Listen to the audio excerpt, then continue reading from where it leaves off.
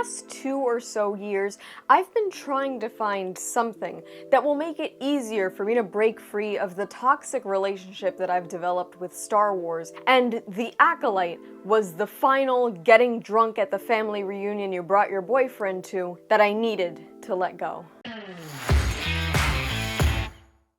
Hi y'all, SnarkyJay cosplay here. As of the time of this video's recording, it's been about a week since The Acolyte ended, or Season 1 of The Acolyte. Jury is still out on whether or not we get Season 2, which Leslie Headland, if she has her way, will eventually produce. And in all fairness, The Acolyte, for as terrible as it was, I think did a lot for content creators that didn't like it. A lot of people saw huge boosts in viewership and subscriber count. I'm one of those. So in that regard, I have to be honest, reviewing The Acolyte is probably one of the better things that ever happened to this channel. But in terms of what it did to me as an individual, as a Star Wars fan, as a member of the Star Wars fandom, I think it had a really, really bad effect. So I want to talk in this video about the current state of Star Wars after The Acolyte. And to be honest, I don't think it's ever been this bad. I personally have felt disappointed, and not only disappointed, but personally attacked by a number of different Star Wars projects in recent years. See, Season 3 of The Mandalorian was disappointing. Obi-Wan Kenobi was disappointing. Ahsoka was disappointing. The Book of Boba Fett was personally offensive to me as a Boba Fett fanatic.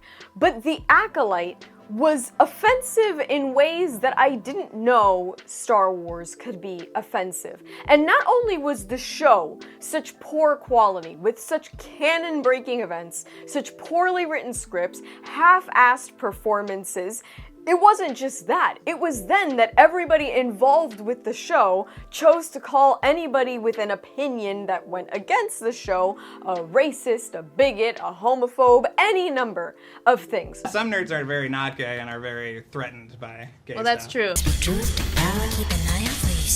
So it was not just the low quality of the series, but it was also the fact that everybody involved in producing this show, everybody that is getting a check from Disney Star Wars, took it upon themselves to attack the fans. And that is something that has left a terrible, terrible taste in my mouth. And I know I'm not the only one that feels this way, but it's not just that. I also have way less interest in dealing with most of the Star Wars fandom as a result of this series. There are echo chambers around the internet, some of my friends included, when we get together and we talk The Acolyte, and we universally agree that it's a bad show. There are plenty of people that were willing to defend the show on Twitter, on YouTube, on Instagram, some of which were my close personal friends. That is all fine and dandy. The same way I'm willing to come on here and about Star Wars, you should be able to go on your platform and say how much you like it. But just like I don't feel attacked when you say you like it, you shouldn't feel attacked when I say I don't. And that's the problem, is that because Star Wars has become this incredibly polarizing thing, we've seen not just the series start to tank, but the Star Wars fandom is almost as divided as politics in the United States of America. And the reason I stay out of politics is because I find them incredibly icky, and I'm starting to feel the same way about the Star Wars fandom, which is really a bummer. And so after The Acolyte, I find a number of different things. A lot of people have decided to dig in their heels and have really just decided that Star Wars is the hill they're gonna die on. There's a subsection of the fandom that's just going to commit to everything Disney Star Wars does. There's a lot of people that now feel not just dislike, but also apathy. And unfortunately, I have joined that club.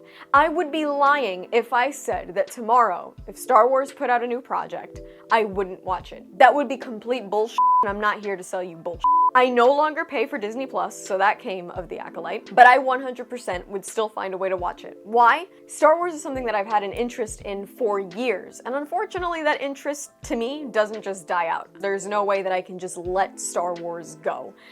But I don't have the same love for it that I used to, and I found myself really thinking about that this past weekend, and I found it genuinely depressing. I don't know if you guys have noticed, back there, that big shelf is one of my nerd shelves. There's another one in the room that I craft in. And the third shelf, right down there, Am I pointing at? Nope, that's the second shelf. Third shelf, right down there. Let's pretend I got that on the first try. That used to be my Mando and Boba shelf. I'm gonna show you guys a picture. It basically had tons of different Boba Fett figures, and once Mando got as popular as he did, I collected a bunch of Mando stuff. All of that basically stopped being collected after the Book of Boba Fett and after season 3 of The Mandalorian. I have not bought a single piece of Mando or Boba Fett merch since. And over the weekend, I cleared out that entire shelf, and that became yet another Eric Draven shelf from The Crow. That's what that shelf is now. There's still Star Wars posters in here, and I'm making plans to replace all of it. And it's not because I think, oh, I'm gonna stick it to Disney, they're really gonna listen. No, it's just that I don't feel the need to have any of this shit represented in my room anymore. And it sucks to feel that way. But genuinely, if Disney is so hell-bent on attacking the fandom, if they're so hell-bent on putting stuff out that I don't relate to, I don't find entertaining, I don't even find relevant, I don't need any of this in here anymore. I'd much rather replace it with stuff that I'm genuinely interested in. And let me tell you, I think that's a huge deal for me, because I told you guys earlier, I have an incredibly obsessive personality, and I fall in love with things and I don't let them go. And it's really insane to feel myself feeling this level of apathy and just distaste for Star Wars after so many years of being in love with it.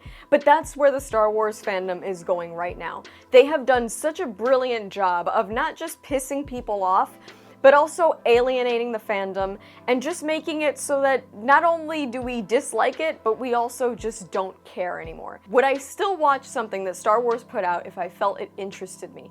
Yes, this is not going to stop being a channel that talks about Star Wars. Star Wars is always going to be relevant to me. Will I continue to call myself a Star Wars fan? I don't know that I can anymore. And I think the straw that broke the camel's back, so to speak, the Acolyte, which was not just absolute dog shit, but also caused so much controversy with people that were behind it now attacking fans, and other fans deciding to crusade through comment sections and social media accounts for a multi-billion-dollar corporation, insulting their fellow fans for disliking a series. That's the kind of thing that'll make you want to rip all the posters off your wall and move the f*** on. And that's all from me. I've been SnarkyJay. Thank you so much for watching. Please don't forget to like and subscribe. For more SnarkyJay, tune in on Twitch every Tuesday and Thursday from 6 to 8 p.m. EST. You can also check out my Instagram, and if you'd like to support me, this channel, and my content creation, do check out and consider subscribing to my Patreon for exclusive photo shoot sets and content. I will add links to all of those in the description below. And let me know your thoughts on the current state of Star Wars